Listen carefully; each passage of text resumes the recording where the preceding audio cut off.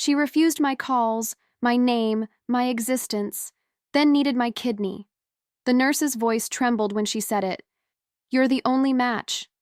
3 weeks in the hospital, and no one had told me. Not my brother, not my aunt, not even my mom, the woman I once canceled vacations to cook soup for. And now she wanted silence to save her reputation, and me to save her life. Too bad, because I already knew. 3 years ago, I got tested, quietly. And she has no idea I hold the one thing she can't fake, control, or manipulate. No kidney, no contact, no more control. But before we begin, let me know where in the world you're watching from today. It's always fascinating seeing who's joining us from around the world. My name is Dana Merrick, and I'm 34 years old.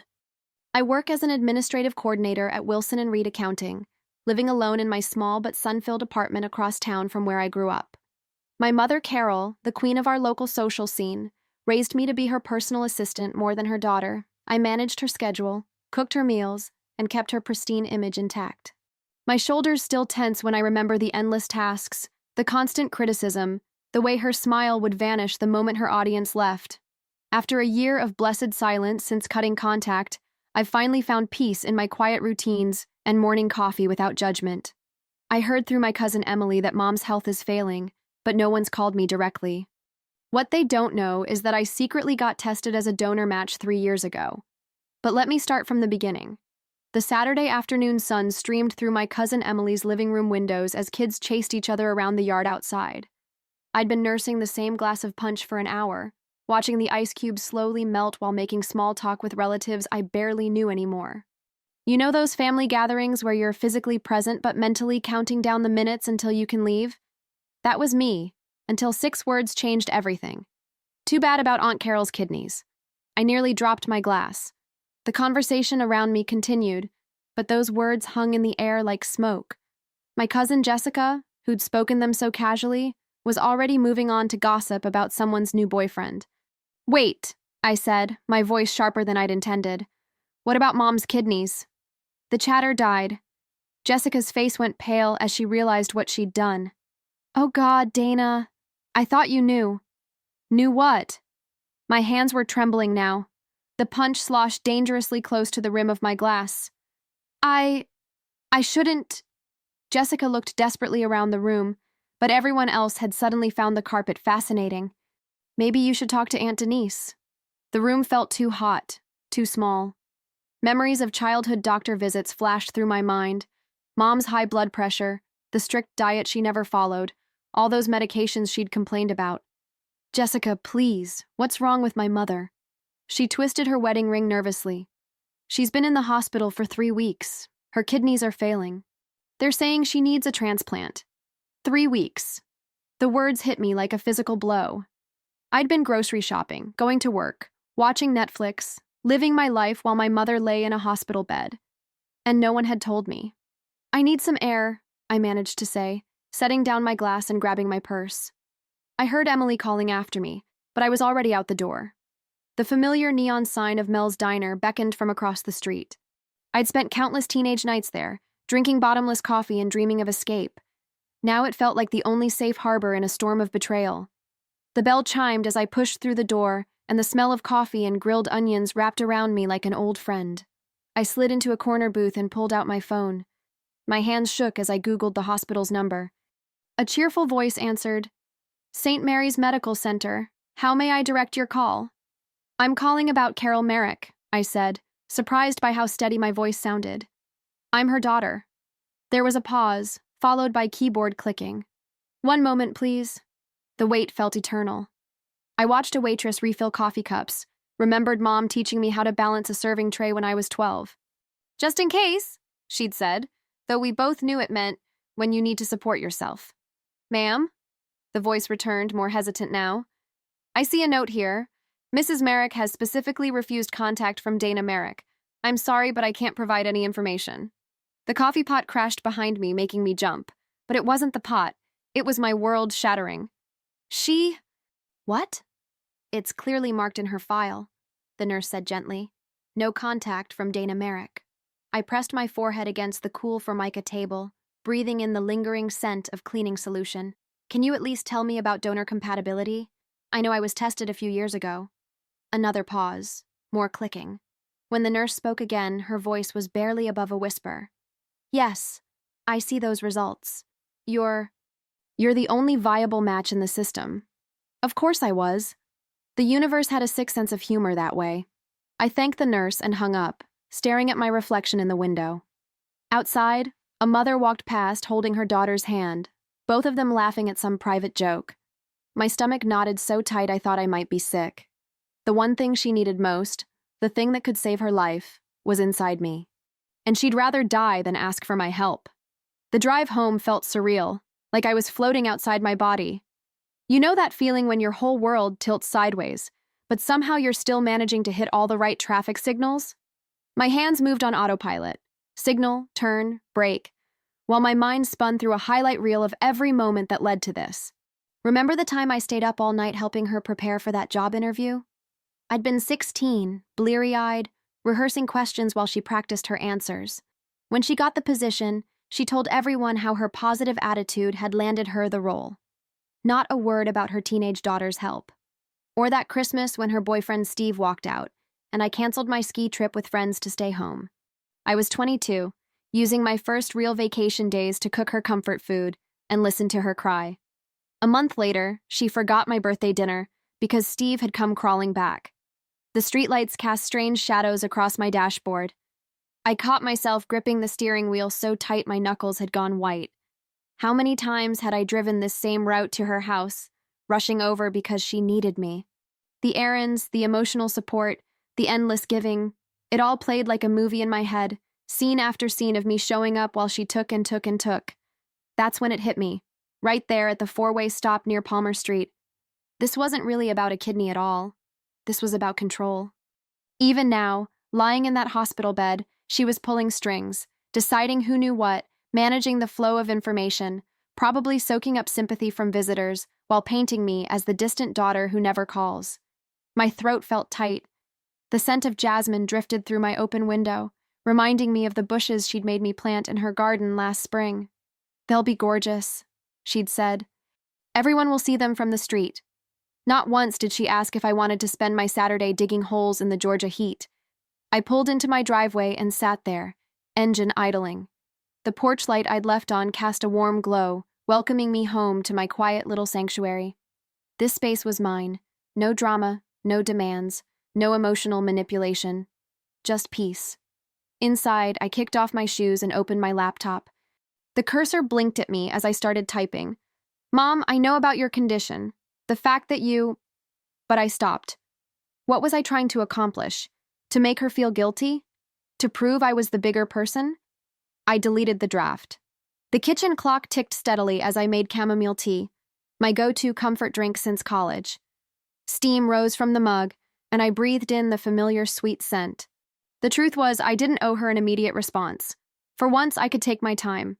Figure out what I wanted, not what she expected, not what the family would pressure me to do, but what I truly wanted. My phone buzzed. 3 messages from Jessica. I'm so sorry. Please call me. We need to talk about this. I set the phone face down on the counter. The constant digital pinging reminded me of all those times Mom would blow up my phone when she needed something, each message more urgent than the last. Not this time. This time, I chose silence. Getting ready for bed, I caught my reflection in the bathroom mirror. I looked exactly the same as I had this morning, yet everything had changed. The power dynamic had shifted. For the first time in my life, I held all the cards. Sleep didn't come easily. I tossed and turned, my sheets tangling around my legs. Every car that passed outside made me tense, half expecting someone to show up at my door. The family would be mobilizing now. Phone calls, text messages, probably an emergency meeting to discuss the Dana situation. They'd want me to step up, be the dutiful daughter one more time. But as I lay there in the dark, listening to the ceiling fan's gentle whir, I made my decision. I wouldn't rush in to save the day. I wouldn't offer my kidney, or even my presence, until I'd worked through exactly why I would do it. Was it love? Obligation? Fear? The familiar need to be the good daughter? The responsible one? The fixer of all things broken? No. This time I would wait. Let the silence speak for me. Let them all sit with the consequences of keeping me in the dark. The weight of that choice settled over me like a heavy blanket. Outside, thunder rumbled in the distance. A storm was coming, both literally and figuratively. But for now, in my quiet bedroom, I was sheltered, safe, and finally, completely in control of what happened next. The texts started rolling in around dawn. My phone lit up with that familiar anxiety-inducing glow, each message more emotionally loaded than the last. "She's your mother," my brother wrote. "Be the bigger person." I stared at those words while waiting for my morning coffee to brew. The aroma filled my kitchen, but I barely noticed it. The bigger person. Wasn't that always my assigned role? The responsible one? The mature one? The one who had to rise above every slight and betrayal? Aunt Denise's message came next. "Family means forgiveness, Dana. You know how your mother gets sometimes." Yeah, I did know. That was exactly the problem. The coffee turned bitter in my mouth as memories flooded back. Christmas morning, age 12, when Mom had promised to watch me in the school play but went shopping instead. I'd kept that costume hanging in my closet for months, hoping she'd ask to see it. At work, I couldn't focus. The spreadsheets on my screen blurred as messages kept appearing. Each buzz of my phone felt like another brick added to the weight on my chest. My colleague Sarah asked if I was okay. Apparently, I'd been staring at the same cell in Excel for 10 minutes. "Just family stuff," I told her, managing a weak smile. During lunch, Aunt Denise called. I let it go to voicemail, but her message made my stomach clench. "Your mother's asking about you, sweetie. She's not saying it, but I know she wants you there." Of course she wasn't saying it. She never did. She'd rather orchestrate an entire family pressure campaign than simply ask me directly. The sandwich I'd packed sat untouched on my desk as another text arrived. "Don't you think this silence has gone on long enough?" That was the moment something snapped inside me. I grabbed my phone and Googled medical rights lawyer before I could talk myself out of it. 3 calls later, I had an appointment with Mark Glendon, an attorney specializing in medical and personal rights cases. His office smelled like leather and old books, the kind of place that radiated competence. Mark himself was exactly what I needed. Calm, professional, with none of the emotional manipulation I'd been drowning in for the past 48 hours. "Let me be clear," he said, adjusting his wire-rimmed glasses. "You have absolutely no legal obligation to donate any organ, even to a family member. The hospital cannot force you, and neither can your family." The tension in my shoulders eased slightly. "What about pressure? Harassment? We can file a cease and desist if needed." He leaned forward, his expression softening slightly. "But before we discuss legal options, I want to make sure you understand. This is your choice, your body, your decision." My eyes stung unexpectedly. When was the last time someone had so clearly defended my right to choose? "There's something else," Mark continued, pulling out a form. "We can draft a legal document stating your decision. Once filed, it prevents the hospital from approaching you about donation without your explicit consent. It creates a clear boundary." A boundary. The word hit home like a thunderbolt. All my life, I'd been trying to build them, only to watch Mom walk right through them like they were made of smoke. "How quickly can we do that?" I asked. "I can have it ready by tomorrow morning. But Dana..." He paused, studying me with kind but shrewd eyes. "This isn't just about a kidney, is it?" The question caught me off guard. I thought about the endless stream of texts, the voicemails, the lifetime of giving in to keep the peace. "No," I admitted. "It's about finally saying no and making it stick." He nodded, understanding more than I'd said. "Then let's make sure it does stick, legally and permanently." As he outlined the steps we'd take, another text buzzed on my phone. I glanced at it. Aunt Denise again. "She's your mother, Dana. Don't you want to at least talk to her?" For the first time in 2 days, the message didn't make my stomach knot. Instead, I felt something else. Certainty. I turned the phone face down on Mark's desk and focused on what he was saying about protecting my rights. The next morning, my office phone rang with an unfamiliar number. I almost let it go to voicemail. These days, every call felt like it might be another ambush of guilt. But something made me pick up. "Dana Merrick?" The voice was gentle, professional. "This is Claire Bennett from County General. I'm your mother's social worker." My throat tightened, but I kept my voice steady. "Yes? I know this is a difficult situation." She paused, probably waiting for me to jump in. I didn't. Your mother's condition has deteriorated significantly in the past week. The doctors are concerned about her kidney function. The same familiar pressure built in my chest. That lifetime of conditioning telling me to cave, to fix things, to be the good daughter. But Mark's words echoed in my head. Your body. Your choice. I understand, I said, surprising myself with how calm I sounded. Dana. Claire's voice softened further. I know there's history here. But sometimes in these situations, people regret not taking the chance to... To what? I cut in, my voice still level. To be rejected again? To be told I'm not wanted, then guilted into giving anyway? A heavy silence followed. When Claire spoke again, her tone had shifted from gentle persuasion to something more direct. Your mother's asking about you now. Of course she was, now that she needed something. The thing is, Claire continued, we're facing a time-sensitive situation. Your mother's insurance has specific protocols for transplant cases. She took a breath. If we don't have a confirmed donor by Friday, they'll terminate coverage and require discharge. The words hit me like a physical force. Friday, 5 days away. Without coverage, Claire added, the transplant becomes, well, nearly impossible to arrange. I sat there, phone pressed to my ear, memories flooding back. Mom refusing to attend my college graduation because her boyfriend had planned a weekend trip. Mom borrowing my rent money and never paying it back. Mom telling relatives I was too busy to attend family events she hadn't even told me about. But now she needed me. Really needed me. And she couldn't manipulate or charm or guilt her way around it. The realization washed over me like a wave. For the first time in my life, I held real power in this relationship. Not just emotional leverage, but actual, concrete power. The kind that couldn't be twisted or denied or explained away. Dana? Claire prompted. Are you still there? Yes. My voice came out barely above a whisper. I need to think about this. Of course, but please remember... Friday, I said. I heard you. After hanging up, I sat at my desk, staring at the wall. The generic office art, some mass-produced painting of a sunset, blurred as my mind raced. 5 days. 5 days to decide if I would save the woman who had spent my entire life making sure I knew I wasn't quite good enough. My hand drifted to my side, where a kidney lay that could save her life. The same body she'd criticized for years. Too heavy, too plain, not trying hard enough to catch a man's attention, now held the one thing she couldn't get anywhere else. The irony might have made me laugh if it hadn't made me want to cry. My computer pinged with a new email. The legal documents from Mark, ready for my signature. The timing felt almost cosmic.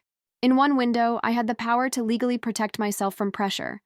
In another, a ticking clock that could change everything. 5 days to decide. 5 days that would reshape both our lives, one way or another. I opened my bottom drawer and pulled out an old photo. Me at 8 years old, beaming up at Mom, who was looking somewhere off camera. I'd kept it as a reminder of why I'd cut contact, of how it had always been. But now it felt different. Now it wasn't just a reminder of the past. It was a key to the future. My future.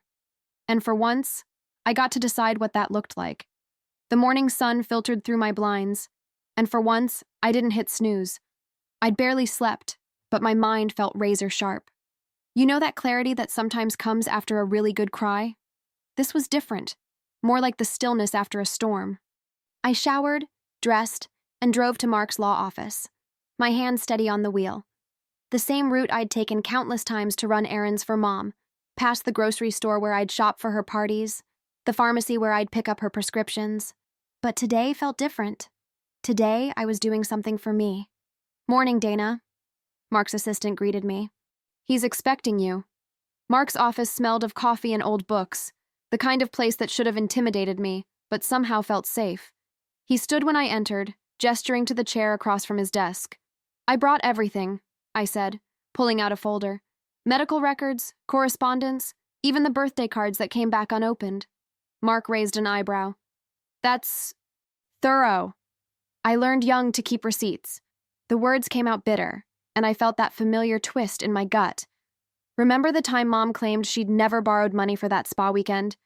I'd kept the bank transfer slip, just like I'd kept everything else. We spent the next hour organizing documents chronologically.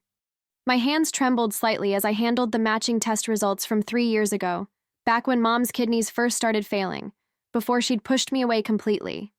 The paper felt thin between my fingers, but the weight of it was enormous. "This is impressive documentation," Mark said, shuffling through the papers. "Most clients in emotional situations struggle to be this organized." I almost laughed. Organization was survival in our house. Mom would swear she never asked for things, never said certain words. Having proof became necessary. The morning stretched into afternoon as we drafted the refusal letter. Mark's fingers moved efficiently over his keyboard while I dictated what I wanted to say. No kidney, no contact, no more control. Each word felt like setting down a heavy bag I'd carried too long. You ever notice how the most important documents in life are often the shortest? Birth certificates, death certificates, and now this, 3 paragraphs that would change everything. "It's rare to see someone this prepared," Mark commented as we reviewed the final draft. "Usually there's more uncertainty." I thought about that as I watched him print the documents. Uncertainty? No, that wasn't what I felt. What burned in my chest was something else entirely. Something that felt like acid eating through old chains. "The notary can see you now," his assistant called through the intercom. Walking to the notary's office down the hall, I caught my reflection in a window. I looked different. Not stronger exactly, but more solid. Like someone who knew exactly where she stood. The notary's stamp came down with a heavy finality. Official, legal, done. "Would you like me to make copies?" the notary asked. "3, please," I replied, my voice steady. "One for the hospital, one for Mom, one for me." Driving home that evening, exhaustion finally hit. The kind that seeps into your bones after making a decision you can't take back. I ordered takeout. Mom would have criticized that as lazy. And ate it straight from the container while sitting on my couch. That night, sleep came in fits and starts. Mom's face kept floating through my dreams. The way she'd beam at strangers, charm everyone at church, then turn to me with that subtle sneer once we were alone. That look that said I'd never quite measure up. In one dream, she was wearing her favorite blue dress, the one she saved for special occasions. "Look at how everyone loves me," she said to the room, but her eyes locked onto mine. "Everyone except you." I woke at 3 a.m., drenched in sweat, my heart hammering. The dreams felt so real I could almost smell her perfume, that expensive stuff she'd buy instead of paying the electric bill. But in the quiet darkness of my bedroom, something else felt real too. The weight of those notarized papers on my kitchen counter. The power of them. The finality of them. I lay there, watching shadows move across my ceiling, feeling scorched but somehow clean, like a forest after a fire. Tomorrow, those papers would start their work. Tomorrow, everything would change. The texts started coming faster after Tuesday. Each buzz of my phone felt like a little needle under my skin. My brother Jake's messages were the worst. All caps, desperate pleas that made my hands shake. "She's our mom," he wrote. "How can you just let her die?" I stared at those words until they blurred. He'd always been her favorite, sheltered from her darker side.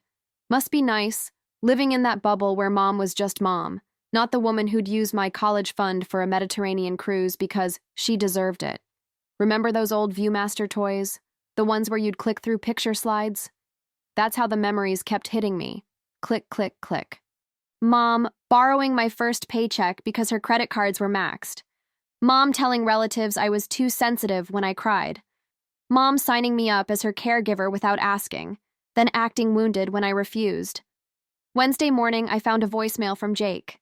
His voice cracked as he spoke. "Dana, please. She's getting worse. I can't lose her like this. Call me back." "Please." I played it 3 times, each replay making my chest tighter. The 3rd time, I actually reached for my phone to call him back.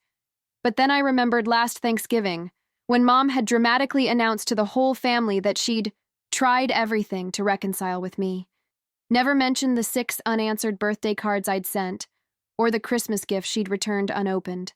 The real gut punch came Thursday afternoon. Aunt Denise, always Mom's faithful enabler, sent an email with an attachment. "Just thought you should see this," was all she wrote. You know that feeling when you know you shouldn't look at something, but you can't help yourself? Yeah. I opened it. It was a photo from when I was maybe 7 or 8. Mom and I at some church picnic, matching sundresses. She had her arm around me, both of us smiling. I remembered that day. How proud I'd felt wearing the same pattern as her. How special it seemed at the time. What the photo didn't show. How she'd snapped at me in the car afterward for getting grass stains on the dress. How she'd made me hand wash it as punishment, even though I could barely reach the sink. My hands trembled as I poured myself a cup of chamomile tea that evening.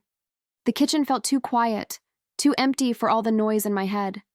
The notarized letter sat on my counter like a loaded gun. I took small sips, letting the warm liquid calm my nerves. Tomorrow morning, I'd have to make my final choice.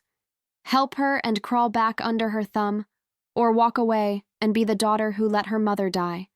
Ever notice how memories hit differently at night? Sitting there, they all came flooding back. Not just the bad ones, but the complicated ones too. Mom teaching me to braid my hair, her fingers surprisingly gentle. Mom bringing soup when I had mono in high school, even if she did remind me about it for years after.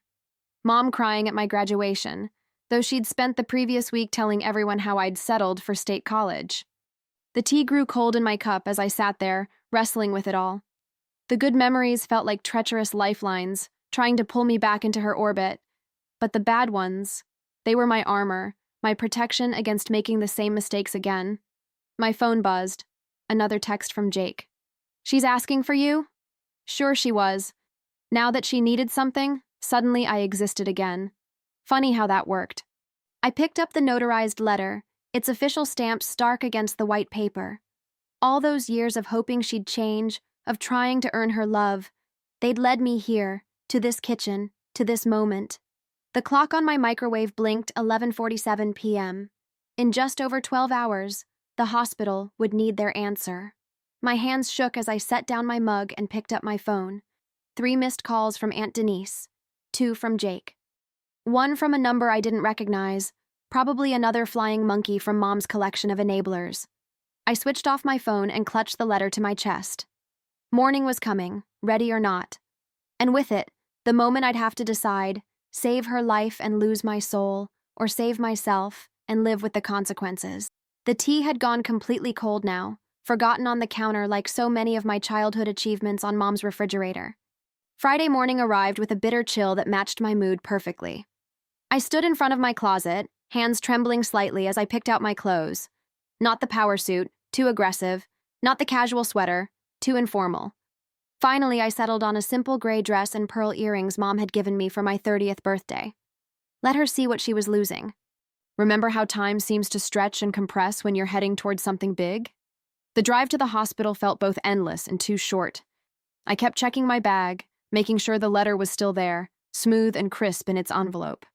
The hospital lobby smelled of antiseptic and artificial flowers, that uniquely medical combination that always made my stomach clench. At the reception desk, the nurse did a double take when I gave my name. Dana Merrick? To see Carol Merrick? That's right. My voice came out steadier than I expected. She shuffled through some papers, clearly confused. But the notes say, I know what they say. I managed a small smile. I'm still going up. The elevator ride to the 4th floor gave me time to breathe, to remember why I was here. The letter in my bag felt heavy, like it was made of lead instead of paper. You know those moments when you can feel your life about to change? This was one of those. Each step down the hospital corridor echoed with finality. Room 412. The door was open, and I could hear voices inside. Lots of them. Of course. Mom always did love an audience. I paused in the doorway, taking in the scene. The room was packed with her usual crowd, her church friends, some colleagues from the real estate office, even her manicurist. They'd brought flowers, roses, lilies, carnations. The air was thick with their competing scents. Mom held court from her hospital bed, looking frail, but perfectly coiffed. Someone had brought her favorite silk robe to wear over the hospital gown. Her makeup was flawless. She'd never let a little thing like kidney failure stop her from maintaining appearances.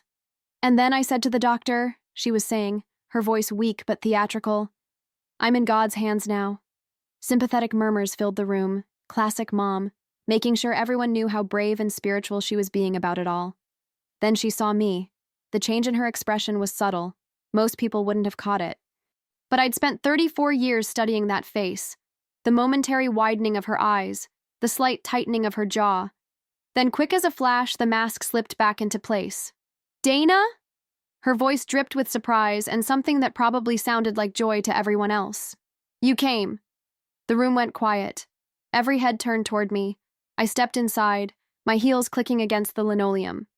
The letter felt like it was burning through my bag. "Hello, Mom." She extended her arms for a hug, playing to her audience. "My baby girl, I knew you'd come around." Instead of moving toward her, I reached into my bag and pulled out the envelope. The official stamps and seals caught the fluorescent light. "I have something to read to you." My voice was calm, steady. "To all of you, actually." Mom's arms slowly lowered. I saw the first crack in her performance, a flicker of uncertainty. I broke the silence with the crisp sound of paper being unfolded. The room was so quiet you could hear the heart monitor's steady beeping. "I, Dana Elizabeth Merrick," I began, my voice clear and strong, "hereby formally declare my refusal to act as organ donor for Carol Ann Merrick." Someone gasped. Mom's face went pale beneath her perfect makeup. "This decision is final and legally binding. Furthermore, I am exercising my right to refuse all future contact." "Dana, please," Mom whispered, but I kept reading. "This ends all obligations, familial or otherwise. No kidney, no contact, no more control." The silence that followed was absolute. Mom's mask, the one she'd worn so perfectly for so many years, crumbled completely. Her audience watched in stunned silence as tears smeared her careful mascara. "You can't," she started, looking frantically around at her friends. "She can't." But I could. And I had. I turned to leave, but Carol's friend Martha stepped forward. "Wait just a minute." Her voice quivered with confusion. "Carol told us you abandoned her when she got sick, that you wouldn't even take her calls." My hand tightened on the doorframe. Did she mention refusing my contact at the hospital? Or keeping her condition a secret from me? The room rustled with whispers. I could feel the shift in the air, like a curtain being pulled back on a long-running show. "But surely," another woman started, then stopped as the nurse walked in with Carol's discharge papers.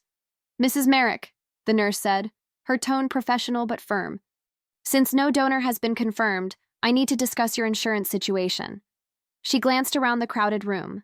"Perhaps in private?" "These are my dear friends," Carol said, her voice thin and desperate. "They can stay." You could have heard a pin drop as the nurse explained the coverage termination. Carol's perfectly maintained facade cracked further with each word. Her friends exchanged glances, the kind that said they were piecing together a very different story than the one they'd been told. "She manipulated all of you," I said quietly, "just like she manipulated me. For years." A woman in the back, I think it was Susan from her church group, muttered loud enough for everyone to hear. "She said her daughter abandoned her, but she never said why." I walked out then, my heart hammering against my ribs. The sound of my heels on the linoleum felt like gunshots. Behind me, I could hear Carol's voice rising, trying to salvage her story, but it was too late. The truth has a way of spreading like wildfire once that first spark catches. The drive home passed in a blur. I remember stopping at a red light, looking at my hands on the steering wheel, and realizing they weren't shaking anymore. For the first time in years, maybe ever, I felt steady. My phone buzzed constantly. I ignored it until I was home, curled up on my couch with a cup of tea. Finally, I checked the screen. A text from my brother. "What did you do?" I stared at those words for a long time, remembering all the times he'd sided with her, all the times he'd told me to just let it go or be the bigger person. With one quick swipe, I deleted his message. The knock at my door made me jump, sloshing tea onto my shirt. I wasn't expecting anyone, and after today I wasn't sure I wanted to see anyone either. But when I peeked through the peephole, I saw my cousin Sarah standing there, her mascara smeared like she'd been crying. I hesitated, then opened the door. "I'm so sorry," she burst out before I could say anything. "I should have told you sooner, about Aunt Carol, about everything." I let her in, watching as she paced my small living room. Her hands twisted together, reminding me of when we were kids and she'd broken one of Carol's precious figurines. "The things she said about you." Sarah shook her head. "I knew they weren't true, but I just went along with it, like everyone else did. She dug in her purse and pulled out a folded piece of paper. Here. I wrote this after what happened today. You deserve to hear it. The note was simple, just 4 words scrawled in Sarah's messy handwriting. You were right all along. I held that paper like it was made of glass. After years of being told I was too sensitive, too demanding, too ungrateful, here was proof. Written validation that I hadn't imagined any of it. Sarah wiped her eyes. The others, they're starting to see it too. Everything you went through. Everything she did. My throat felt tight. Thank you, I managed to say. For this. She reached for my hand, squeezed it once, then let go. We both knew this moment meant something bigger than just a note. It was the first crack in the wall of silence Carol had built around her behavior. Morning crept in through my kitchen window, painting everything in that soft, forgiving light that makes even the messiest countertops look peaceful. I hadn't slept much, but for once, exhaustion felt like victory instead of defeat. You know that bone-deep tired that comes after you've finally done something hard but necessary? My phone sat silent on the counter. No missed calls, no texts, no voicemails. The usual storm of family drama had hit a strange, sudden calm. Remember those moments right after a thunderstorm passes? When everything goes so quiet you can hear water dripping off the leaves? That's what this felt like. I poured my coffee and stepped out onto my small back porch. The air had that spring is coming smell, all wet earth and possibility. My yard wasn't much, just a modest rectangle of grass with a few struggling rose bushes the previous owner had planted. But it was mine. Every inch of it belonged to me, not to Carol's carefully curated image of perfect suburban life. The memory hit me like a punch to the gut. Me at 12, planting bulbs in Carol's garden while she supervised from the patio, gin and tonic in hand. A little to the left, Dana. No, your other left. Honestly, can't you do anything right? Even now I could smell the sharp bite of her drink mixing with the scent of fresh dirt. I set my coffee down and went to the garage. Behind some boxes, I found what I was looking for, a small garden trowel and the white lily bulb I'd bought 3 years ago. I'd picked it up at that garden center out on Route 16, right after Carol had forgotten to invite me to my brother's graduation party. I'd meant to plant it then, some kind of symbolic middle finger to her perfect garden, but I hadn't been ready. The old me would have planted it, then dug it up the moment Carol called with another crisis or guilt trip. My knees cracked as I knelt in the damp grass. The soil was still cool from night, soft enough to work with. I dug carefully, measuring the depth with my fingers the way YouTube gardening videos had taught me. No Carol standing over my shoulder, no criticism about the angle or depth or whatever else I was doing wrong. The morning sun warmed my back as I worked. A cardinal landed on my fence, watched me for a while, then flew off. Somewhere down the street, a lawnmower started up. Normal sounds. Regular life going on while my world shifted on its axis. You want to know something strange? In all those years of tending Carol's garden, I never once planted anything just because I liked it. Everything had to match her vision, her color scheme, her perfect little world. But this lily? I bought it because I loved how it looked in the catalog. Pure white petals with those delicate golden stamens. Simple. Beautiful. Mine. I patted the soil around the bulb, making sure it was snug but not suffocated. That's important with bulbs. They need room to grow, to push through the dirt toward the light. Kind of like people, when you think about it. Standing up, I brushed dirt from my knees and surveyed my work. To anyone else, it would look like nothing, just a patch of disturbed earth that might or might not produce a flower. But I knew what lay beneath. I knew what it meant. My phone buzzed in my pocket. For a split second, my stomach clenched with that old Pavlovian response. Carol needs something. Drop everything. Run to help. But when I checked the screen, there were no messages. Just my daily weather alert. Sunny skies ahead. I picked up my now cold coffee and took a sip, looking at that small patch of dirt. The girl who would have been desperate for Carol's approval, who would have begged for an apology or explanation. She was gone. In her place stood someone stronger. Someone who could plant a single flower and know that was enough. The cardinal returned, landing closer this time. We watched each other for a moment, this bright splash of red against the morning gray. Then it flew off again, leaving me alone with my lily bulb and my quiet victory. As I patted down the soil around my lily bulb, memories bubbled up like spring water, the kind you try to dam but can't quite stop. You know how certain smells can throw you right back into a moment? The damp earth under my fingers did exactly that. I was 7, sprawled on Carol's perfect lawn after falling off my bike.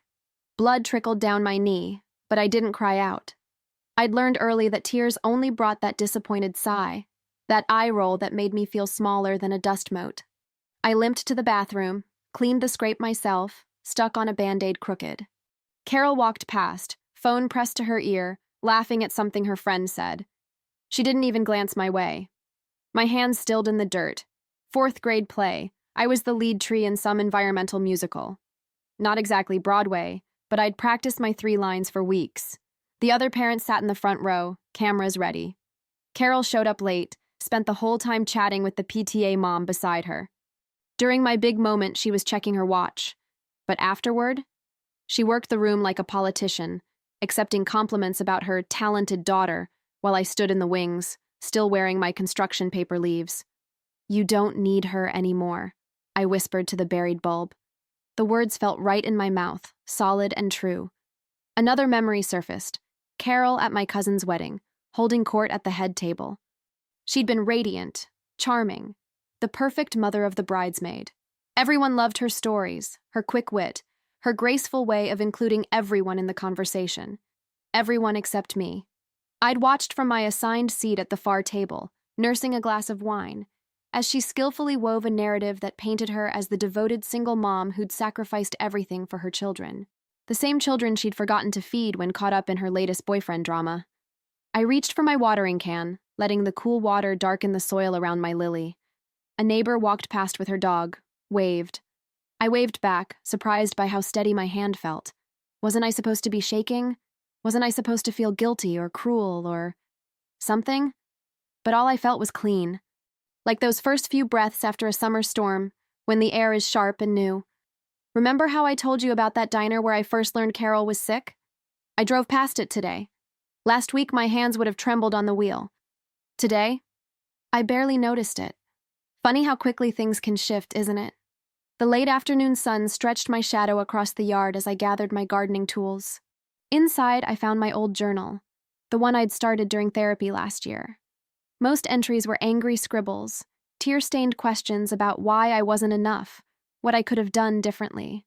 But tonight was different. I opened to a fresh page, uncapped my pen, and wrote 8 words I never thought I'd mean. I'm done chasing her love. The pen didn't shake, the words didn't waver. They sat there, black on white, simple as breathing. And for the first time since that birthday party bombshell, I felt my shoulders fully relax. My lily might not bloom this season. It might not bloom at all. But I'd planted it for me, not for anyone's approval.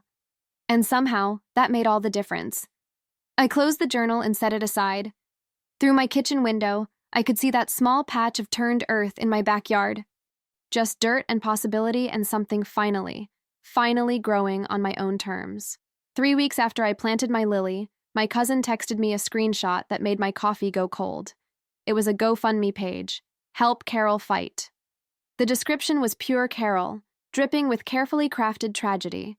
But the numbers told a different story. 2 donations, both anonymous, both small. You know that moment when you realize the emperor really isn't wearing any clothes? That's what this felt like. I scrolled through the comments. Instead of the usual flood of hearts and prayers, there was nothing. Just empty digital space where her supporters should have been. My hand trembled slightly as I set down my phone. Not from grief, from the strange weightlessness of vindication. Later that afternoon, my work friend Melissa poked her head into my cubicle. "Did you see what happened at St. Mary's Hospital board meeting?" I shook my head. She lowered her voice. "Your mom's case came up.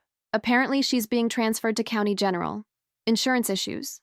She squeezed my shoulder and left before I could respond. The familiar scent of coffee and printer toner grounded me as memories surfaced. Carol at countless charity galas, perfectly coiffed, working the room like a master conductor. "My daughter?" she'd say when someone asked about me. "Oh, she's finding herself."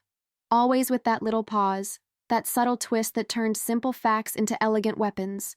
My phone buzzed again. A Facebook notification. Someone had tagged me in a post. Jessica Martinez, a woman I vaguely knew from Carol's church circle. My thumb hovered over the screen before I clicked. Feeling sick about what I've learned, the post read. 20 years of friendship built on lies. Turns out the villain wasn't who we thought. Some people wear masks so well, we forget to look behind them. Truth. No more gaslighting.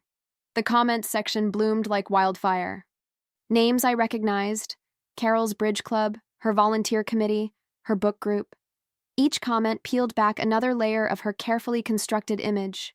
She told me Dana abandoned her. Always wondered why we never saw her daughter at events. The stories don't add up anymore. I remembered the Christmas party 2 years ago, before I cut contact. Carol holding court in her living room, describing her heartbreaking sacrifice of working 2 jobs to put me through college. Reality: I'd worked those jobs myself, while she dated a string of men who mysteriously needed loans. My phone kept lighting up with notifications. I turned it face down on my desk. The afternoon sun slanted through my office window, warming my skin. In my drawer, I kept a small photo, me at graduation, tired but proud. Carol isn't in it. She'd had a spa day scheduled, couldn't change it. I used to hide that photo away, ashamed of what it revealed. Now I propped it on my desk, right next to my computer. The next morning, my aunt's number flashed on my phone. I let it go to voicemail. When I played it later, her voice was different, softer, almost apologetic. The ladies at church, they're asking questions about everything. Carol's not handling it well. I think I understand now why you stayed away. That evening, I drove past County General on my way home. The building loomed gray and ordinary in the fading light. Somewhere in there, Carol was probably crafting new stories, seeking new sympathizers. But her audience had changed. Her stage had shrunk. And I was just a woman driving home to water her garden. A notification pinged. Another social media tag. This time from Carol's oldest friend, Margaret. She'd shared Jessica's post, adding, "Sometimes the strongest people are the ones who walk away. Is Stan with Dana?" I didn't respond. Didn't share. Didn't comment. My truth didn't need hashtags or viral moments. It had already done its work. Quiet and unstoppable as roots breaking through concrete. At home, I checked my lily. The soil was dark and rich, promising life. A neighbor waved from her porch, the same one who'd seen me planting weeks ago. "Something coming up yet?" she called. "Not yet," I answered, "but the soil's good." She nodded like she understood more than just gardening. Maybe she did. Maybe we all recognize the moment when lies lose their power, when reputations built on sand finally crumble. I made tea and sat by my window, watching the sky turn purple. My phone buzzed with more notifications, more revelations, more public reckonings. I left it on silent. The truth was doing its own work now, spreading through Carol's carefully cultivated social garden like persistent, cleansing sunlight. 3 weeks passed like a dream. Each morning, I'd check my lily, watching life push through soil that once seemed barren. Today was different. Today, it bloomed. I knelt in the damp grass, morning dew soaking through my jeans. The white petals caught the sunrise, pure and perfect against the green stem. No spots, no blemishes, just clean, honest beauty. The kind that grows without permission or apology. My phone vibrated in my pocket. Another text from Margaret, Carol's former best friend. "She's asking about you. Says she's ready to talk." I let out a slow breath, remembering all the times talking meant sitting silently while Carol rewrote history to cast herself as the victim. The lily swayed in the breeze, unbothered by the world around it. I touched one silky petal, marveling at its strength. 3 weeks ago, this flower had been nothing but potential buried in dirt. Now it stood tall, reaching for light that had always been there, waiting. Another buzz. My aunt this time. "Carol's moving in with your cousin Sarah. The hospital bills." I didn't finish reading. Didn't need to.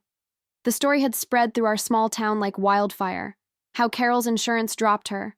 How her dearest friends stopped returning calls once they learned the truth.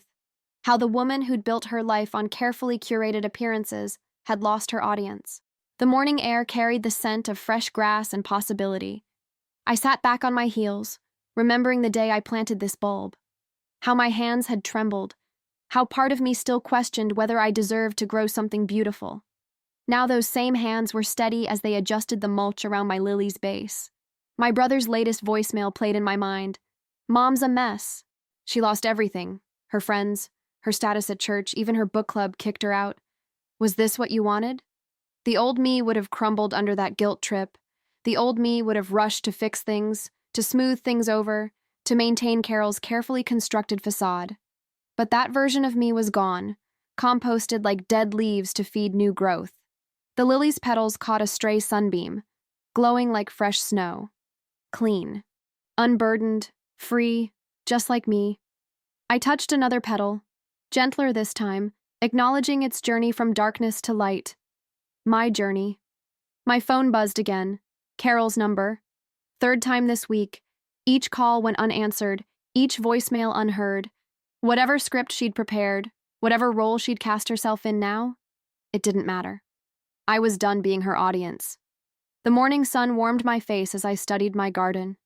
One perfect lily, growing exactly as nature intended. No forcing, no facades, no false performances, just truth, pushing through dirt toward sky. Last week, Sarah had cornered me at the grocery store. She's got nothing left, she'd said. No insurance, no savings. She spent it all trying to maintain appearances. Even her church friends ignore her now. She'd paused, waiting for me to crumble. Don't you feel bad? I'd smiled, picked up my basket, and walked away. The time for feeling bad was over. The lily swayed again, dancing to its own rhythm. I remembered Carol's voice. A daughter's duty is to sacrifice. But she'd been wrong. A daughter's duty is to grow, to bloom, to reach for light even when others insist on darkness. Standing up, I brushed dirt from my knees. The garden stretched before me, full of possibility. Maybe I'd plant more lilies. Maybe I'd try roses. Maybe I'd fill every inch with wild, uncontrolled beauty. My phone buzzed one final time. Another text from Margaret. Carol's asking for help moving. No one's volunteering. I slipped the phone back into my pocket, unanswered. The lily stood tall beside me, its petals a testament to patient, persistent growth. I'd given Carol nothing, no kidney, no contact, no control. And in doing so, I'd finally given myself everything. I believe stories like this find us for a reason. If this one touched you, please subscribe. I share a new one every day. And tomorrow's might be the one your heart's been waiting for.